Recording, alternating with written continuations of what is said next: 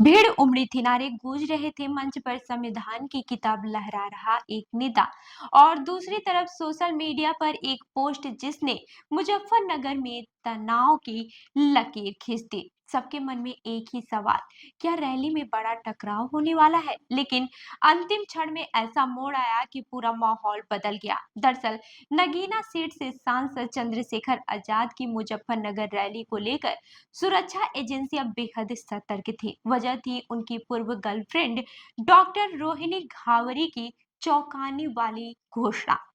Rally से ठीक एक दिन पहले उन्होंने एक्स पर लिखा, अब मैं भी रैली में शामिल हो रही हूँ, जो होगा देखा जाएगा। बस फिर क्या था, शहर में हलचल, प्रशासन में चिंता और मीडिया में अटकलों की बाढ़ है। लेकिन बुधवार की दोपहर रैली शुरू हुई, भीड़ उफान पर थी, समर्थकों का जोश बैरिकेडिंग तक चढ़ गया, मगर रोहिणी वहां नहीं पहुंची। तनाव की आशंका टल गई और पूरा ध्यान मंच पर मौजूद चंद्रशेखर आजाद पर टिक गया। रैली का माहौल पूरी तरह से राजनीतिक हो गया। संविधान दिवस के मौके पर आयोजित इस संवैधानिक अधिकार बचाओ भाईचारा बनाओ रैली में चंद्रशेखर ने जैसे सरकार पर हमला बोलने का मानो सिलसिला खोल दिया।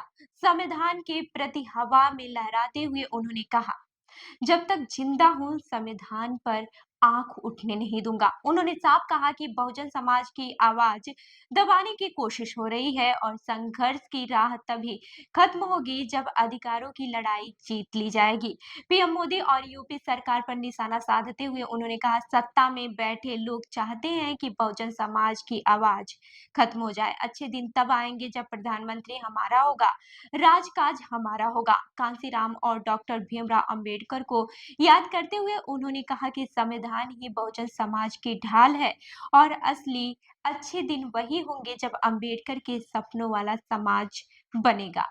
यही नहीं, चंद्रशेखर ने बुलडोजर एक्शन पर भी सीधा हमला बोला। उनके शब्दों में, आलोचना करो तो बुलडोजर चला दिया जाता है, कि संविधान का राज नहीं किसी और का राज है। रैली के बाद से पार्टी ने दावा किया कि संवैधानिक अधिकार बचाओ अभियान के तहत अब तक 50 लाख लोगों को संविधान की शपथ दिलाई जा चुकी है। सहारनपुर, मेरठ, मुरादाबाद समेत कई जिलों में भारी भीड़ पहुंची और मंच पर चंद्रशेखर की हर बात पर नारे गूंजते रहे। अंत में वो टकराव नहीं हुआ जिसकी आशंका थी, लेकिन चंद्रशेखर की ललकार ने साफ कर दिया है कि लड़ाई अभी शुरू है और इसकी गूंज दिल्ली तक जाएगी। तो इस खबर पर आपकी क्या राय है, हमें कमेंट करके जरूर बताएं और ऐसी ही अन्य खबरों के लिए हमारे चैनल को लाइक करें, शेयर करें और सब्सक्राइब करना ना भूलें। मिलते हैं अगली खबर में, तब तक के लिए देखते रहिए लखनऊ सुपरफास्ट न्यूज। धन्यवाद।